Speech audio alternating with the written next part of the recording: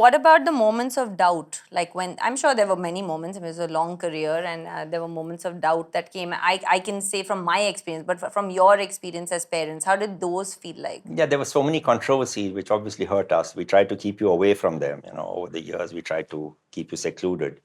But that hurt, and then sometimes you wondered, why did we get into this at all if this was what you were into? There was a time when even you got disgruntled and wanted to give up the sport, I remember, in Australia, when there were so many controversies doing the rounds.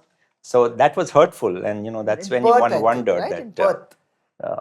See, losses didn't deter us. It was these kind of episodes that were deterrent. But in a time where education, sport was not really given importance. I mean, today you know that you can earn a living from sport. You can actually make money outside of cricket as well.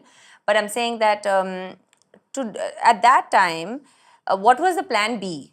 Because there were 1 in a billion chances that it was not going to work out, like literally 1 in a billion, and we're not even exaggerating here. So what was plan B at that point? Get you married. Well, that didn't work out. So all plan B's for all parents are this only. Okay. No, but what about padhai nahi, khel nahi, to shaadi kar do. But I was getting educated, so I want you to talk about that, because people just so many people there. There were so many coaches who would say, come up to me and say, it's she's got some talent. It might be a good idea for her to stop school and just focus on tennis. Tennis, there can be a career and stuff like that. But that was something I'd completely disapproved of, because the education is something you need to have, irrespective of anything else that you may do.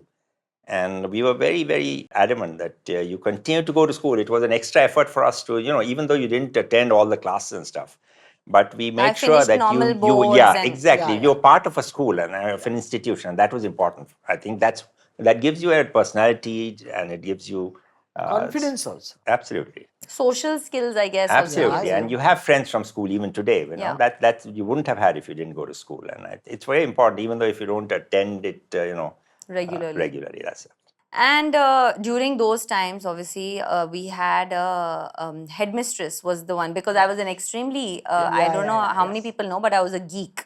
I really loved studying. I was one of those people who never wanted to miss school. And if I got anything under 95, 97, I would start crying, like with tears. I was like, I would be like, why didn't I get 100? So I was one of those. Tell everybody about the story of how the headmistress at the time and who she was and how she convinced me to go. This is Mrs. Khan, late Mr. Pataudi's sister. Yeah, she was Nawab Pataudi's sister, was the headmistress. Destiny, if we didn't have another sports person and sister. She was the one who convinced Sania that it's okay to miss a bit of school. It's okay to not get 100%.